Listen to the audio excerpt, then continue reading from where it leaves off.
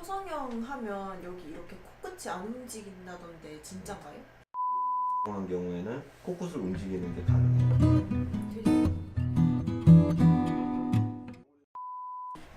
원장님, 그러면 쌍꺼풀 수술을 하면 눈이 정말 이렇게 드라마틱하게 커지나요? 쌍꺼풀 수술을 하게 되면은 눈이 약간 커지는 효과는 분명히 있습니다. 하지만 안검하수가 심하거나 눈 뜨는 힘이 약한 경우에는 눈매 교정을 추가하셔야 됩니다. 눈매 교정은 눈 뜨는 근육을 찾아서 실로 묶어서 눈 뜨는 힘을 강화시켜서 눈을 커지게 하는 수술입니다. 그러면 쌍꺼풀 액이나 테이프 같은 거 사용하면 피부에 많이 나쁜가요? 쌍꺼풀 테이프나 쌍꺼풀 액에 사용하는 그 접착제가 그 인체 사용 가능한 본드를 사용하는 경우가 거의 없어요. 그래서 그 본드가 안구에 작용하면 네. 시력 저하를 일으키고 피부에 작용하면 아토피 등을 일으키고 그리고 이제 쌍꺼풀 테이프를 뗐다 붙였다 하는 과정에서 피부가 늘어나서 네. 맨몰로도 가능한 눈인데 쌍꺼풀 테이프 때문에 절개를 하는 경우도 많이 있습니다. 그러면 이거 많이 사용하면은 막 염증 생기거나 막 그렇게 될 수도 있고. 그렇죠. 네.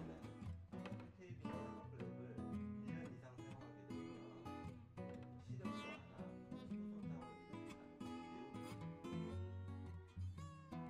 인한 쌍꺼풀 매몰법이 절개하는 것보다 더 잘 풀린다던데 사실인가요? 그 맨볼로 수술했을 때 쌍꺼풀이 풀릴 가능성이 대략 평균적으로 5% 정도 됩니다. 네, 그런데 이제 피부가 얇은 경우나 눈 뜨는 힘이 좋은 경우에는 맨몰로 했을 때 거의 풀리지 않아요. 그런데 이제 반대로 피부가 두꺼운 경우에는 맨몰로 했을 때 풀릴 가능성이 매우 높습니다.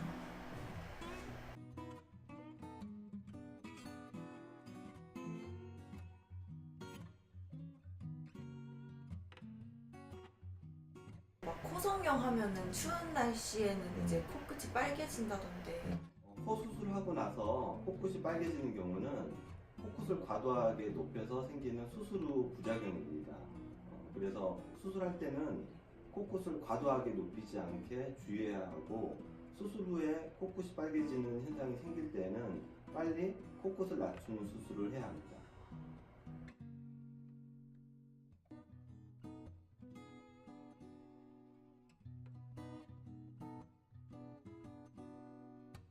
코성형 하면 여기 이렇게 코끝이 안 움직인다던데 진짠가요?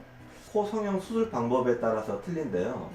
비중격 연고를 이용한 경우에는 거의 코끝을 움직일 수가 없어요. 그런데 이제 보형물을 이용한 경우에는 보형물 재질에 대한 기술 개발이 많이 이루어져서 코끝을 움직이는 게 가능해요. 돼지코는 아무것도 안 되는 거죠? 네, 돼지코는 코 수술하게 되면 돼지코는 기본적으로 안 된다고 봐야 되는데 그 마찬가지로 보형물을 이용했을 경우에는 약간의 돼지코는 가능하고 비중격 연고를 이용한 경우는 약간의 돼지코도 안 되고.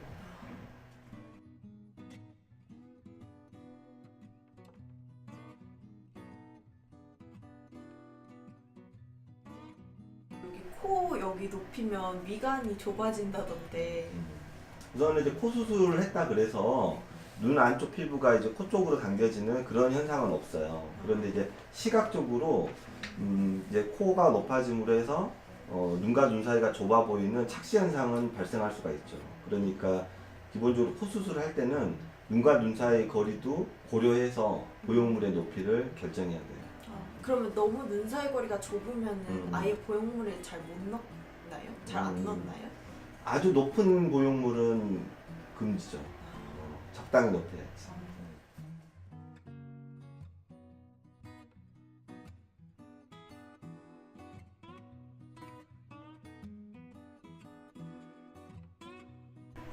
그리고 실리콘 같은 게 암을 유발할 수도 있다고 들었는데 사실인가요? 실리콘은 공업용 실리콘과 의료용 실리콘으로 나뉘는데 의료용 실리콘은 절대 암을 유발하지 않아요. 그런데 이제 공업용 실리콘은 액체형으로 개발돼서 주사를 놓을 수 있는데 심각한 부작용을 일으킬 수가 있거든요.